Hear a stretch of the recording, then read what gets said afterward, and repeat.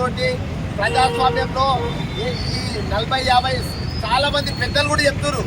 కల్వకుర్తి కానీ ఆమన్గల్ కానీ రాష్ట్ర స్థాయిలో ఏ మున్సిపాలిటీలో ఎన్నికలు జరిగినా ఇవాళ పోలీసుల నిర్బంధంతో మా టీఆర్ఎస్ నాయకులకు కానీ కార్యకర్తలకు కానీ బయట తిరగనీయకుండా ఈరోజు ఒక అన్యాయంగా అక్రమంగా ఈరోజు డబ్బులు విచ్చలవిడిగా వెదజల్లి ఈరోజు అధికారంలో కూర్చుంది.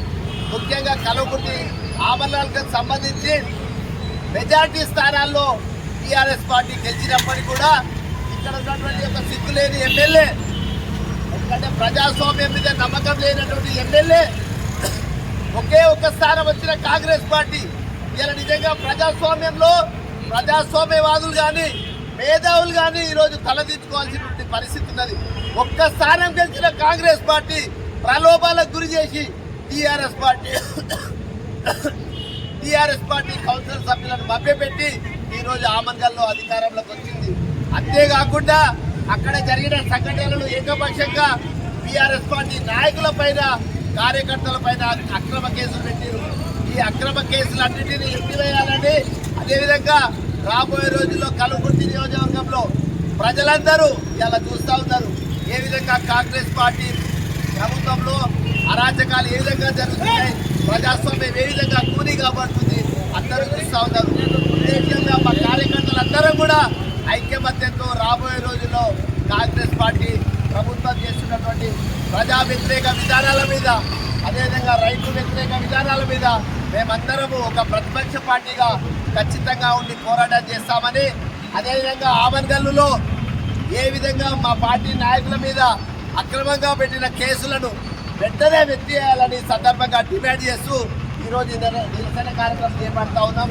ఈ కార్యక్రమంలో ఒక 10 నిమిషాలు మనమందరం ఓపికగా ఉండి ఈ కార్యక్రమాన్ని విజయవంతం చేసిన తర్వాత అందరం హాస్పిటల్ వెళ్ళి అక్కడ పండుగకి ఈరోజు కేసీఆర్ గారి జన్మదినాన్ని కూడా మనమందరం సంతోషంగా గడుపుకోవాలని సందర్భంగా తెలియజేస్తూ జై తెలంగాణ.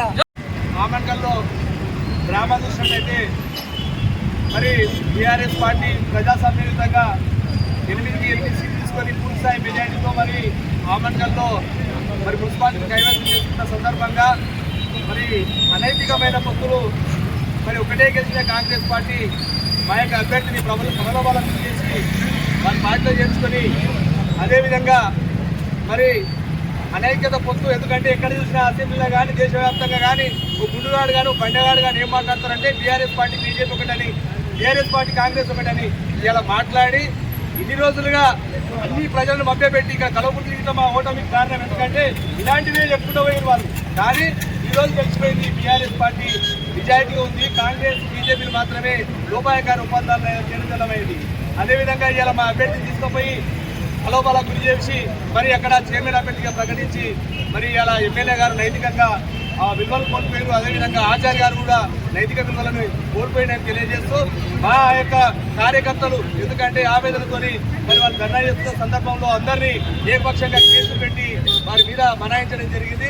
వారిని కూడా టీఆర్ఎస్ పార్టీ కల్వకుర్తి పక్షాన మేమందరం ఖండిస్తూ భవిష్యత్తులో ఇలాంటి ఏ కార్యక్రమాలు చేసినా మేమంతా కలిసికట్టు ఉండి టీఆర్ఎస్ పార్టీ కల్వకుర్తిలో మళ్ళీ జెండా ఎగరేసే విధంగా ఈ అన్యాయాలు అక్రమాలను తప్పేసే విధంగా మేమంతా సమాయత్తమై మా పార్టీలో అందరం కలిసి పనిచేస్తామని తెలియజేస్తున్నాం.